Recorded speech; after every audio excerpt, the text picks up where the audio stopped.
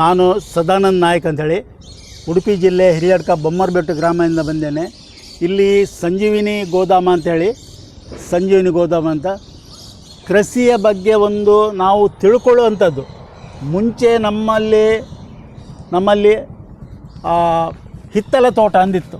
ಹಿತ್ತಲ ತೋಟ ಅಂದರೆ ಏನು ಕಾಯಿ ಪಲ್ಯ ಬೇಕಾದರೆ ನಾವು ಹಿತ್ತಲ ತೋಟದಲ್ಲಿ ಇದು ಮಾಡಬೇಕು. ಹೌದು. ಅಂದರೆ ಆವಾಗ GDP ಅನ್ನೋ ಇದ್ದಿಲ್ಲ, ಲೆಕ್ಕಾಚಾರ ಇದ್ದಿಲ್ಲ. ಈಗ ನಾವು ಸಂಬಳದಿಂದ ತಿಂಗಳ ಸಂಬಳ ಇದಕ್ಕಿಷ್ಟು, ಹಾಲಿಗಿಷ್ಟು, ಅದಕ್ಕಿಷ್ಟು ಇದೆ. ಮನೆಯಲ್ಲಿ ಒಂದಾದರೂ ದನ ಇರ್ತಿತ್ತು. ಕಟ್ಟುವವರು ಗೊಬ್ಬರ ತುಂಬ ಕಟ್ತಿದ್ರು. ಅಷ್ಟು ಹುಲ್ಲು ಅಷ್ಟು ಇದು ಇತ್ತು. ಹೌದು. ಈಗಿನ ಪರಿಸ್ಥಿತಿ GDP ಅನ್ನೋದು ಎಲ್ಲದಕ್ಕೂ ಲೆಕ್ಕಾಚಾರ. ಹೌದು, ಎಲ್ಲದಕ್ಕೂ ಲೆಕ್ಕಾಚಾರ ಇದೆ. ನೋಡಿ, ನಮ್ಮ ಮನೆಯಲ್ಲಿ ಈಗಲೂ ಹಿತ್ತಲ ತೋಟ ಅಂತಿದೆ.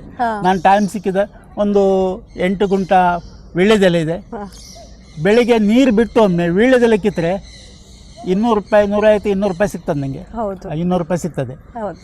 ಅದೇ ಮುಂಚೆ ಬೆಳಗಿಂದ ಸಾಯಂಕಾಲ ಕೆಲಸ ಮಾಡಿದರೆ 69-70ನೇ ಇಸ್ವಿಯಲ್ಲಿ 2 ಸೇರು ಅಕ್ಕಿ ಸಿಗ್ತಿತ್ತು.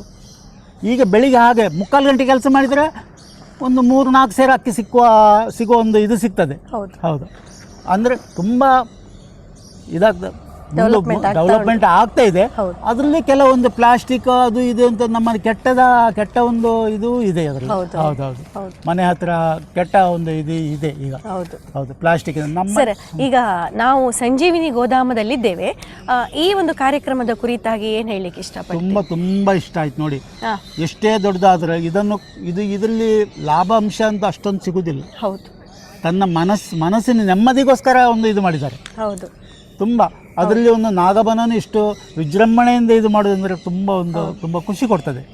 ಈಗ ಪ್ರಕೃತಿಯಿಂದ ಪ್ರಕೃತಿಗೆ ಅಂತ ಹೇಳಿದ್ರು ಸರ್, ಅವರದೊಂದು ಧ್ಯೇಯ ವಾಕ್ಯ. ಹಾಗಾಗಿ ಇಲ್ಲಿ ಒಂದು ಪ್ರಕೃತಿಗೆ ಸಂಬಂಧಪಟ್ಟಂತಹ ಕೃಷಿ ಚಟುವಟಿಕೆಗಳಾಗಲಿ ಇನ್ನಿತರ ಕಾರ್ಯಕ್ರಮಗಳು ನಡೀಲಿಕ್ಕಿದೆ 3 ದಿನ, 19, 20, 21 ಅಲ್ವಾ ಸರ್? ಖಂಡಿತ. ಇದರ ಕುರಿತಾಗಿ ನೀವು ಏನು ಹೇಳ್ತೀರಿ? ಅಂದ್ರೆ ತುಂಬ ಖರ್ಚು ವೆಚ್ಚ ಅಂದರೆ ತುಂಬ ಇದ್ರದ್ದು. ಇದು ನಮ್ಮ ಮನಃಶಾಂತಿಗೋಸ್ಕರನೇ. ಹೌದು. ಇದರಲ್ಲಿ ಲಾಭಾಂಶ ಅನ್ನೋದು ಇಲ್ಲ. ಖಂಡಿತ. 10 ಜನರು ಬಂದು ನೋಡ್ತಾರೆ, ಅದರಲ್ಲಿ ಒಂದೊಂದು ಕೃಷಿಯ ಭಾಗನ ಎತ್ಕೊಂಡು ನಮ್ಮ ಮನೆ ಹತ್ರ ಮಾಡ್ಬೋದು. ನೋಡಿದ ಕೂಡಲೇ ಮನಸ್ಸು ಒಂದು ಹುಮ್ಮಸ್ಸು ಬರ್ತದೆ, ನಾನು ಏನಾದರೂ ಮಾಡುವ. ಇದರಲ್ಲಿ ಹಲವು ಬಗೆ ಮಾಡಲಿಕ್ಕಾಗಲ್ಲ. ಒಂದೊಂದಾದರೂ ವಸ್ತುವನ್ನು ಎತ್ತಿ ನಾವು ನಮ್ಮ ಮನೆ ಹಿತ್ತಲ ತೋಟದಲ್ಲಿ ಮಾಡಬಹುದು ಅನ್ನುವಂಥ ಭಾವನೆ ನನ್ನ ಮನಸ್ಸಿಗೆ ಬಂದಿದೆ. ಹೌದು ಸರ್. ನೀವೀಗ ಎಲ್ಲಿ ಹೋದರೂ ಕೂಡ ನಿಮ್ಮನ್ನು ಮೋದಿ ಬಂದರು ಅಂತ ಹೇಳಿ ಉಚ್ಚಾರಿಸೇ ಮಾತಾಡ್ತಾರೆ ಸರ್. ಹೀಗೆ ನಿಮ್ಮನ್ನು ನೀವು ನೋಡ್ಲಿಕ್ಕೂ ಮೋದಿ ಥರನೇ ಇದ್ದೀರಿ. ಸ್ವಲ್ಪ ಉದ್ದಾಗಿ ಸ್ವಲ್ಪ ತೋರಾಗಿದ್ರೆ ನೀವು ಮೋದಿ ಅಂತ ಹೇಳ್ಬೋದು.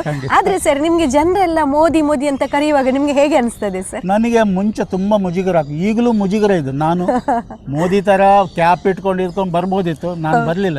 ಮುಜುಗರ ಅನ್ನೋದು ನನ್ನ ಹತ್ರ ಇದೆ.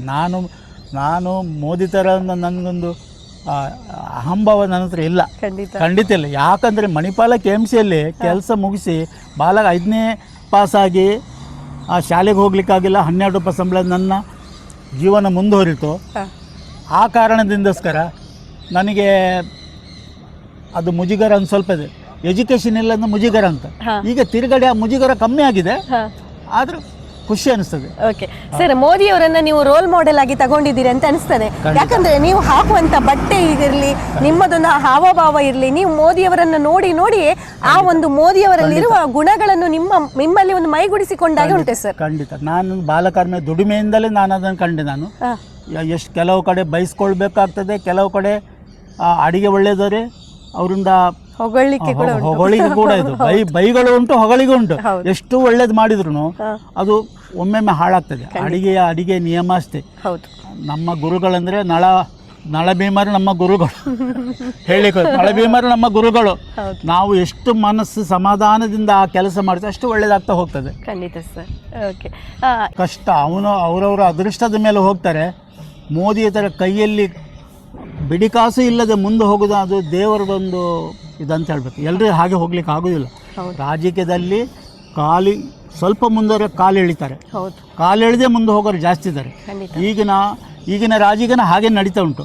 ಅವನ ಕಥ ಕೋಟಿಗಟ್ಟಲೆ ಇದ್ದರೆ ಅವ ರಾಜಕೀಯದಲ್ಲಿ ಜುಗಾರ ಆಡಲಿಕ್ಕೆ, ಅಂದರೆ ಜುಗಾರ ಅಂದರೆ ಜೂಜು ಕಟ್ಟಲಿ ರೆಡಿ ಇದ್ದರೆ ಅವನನ್ನು ಫಸ್ಟಿಗೆ ಮುಂದೆ ತಗೊಳ್ತಾರೆ.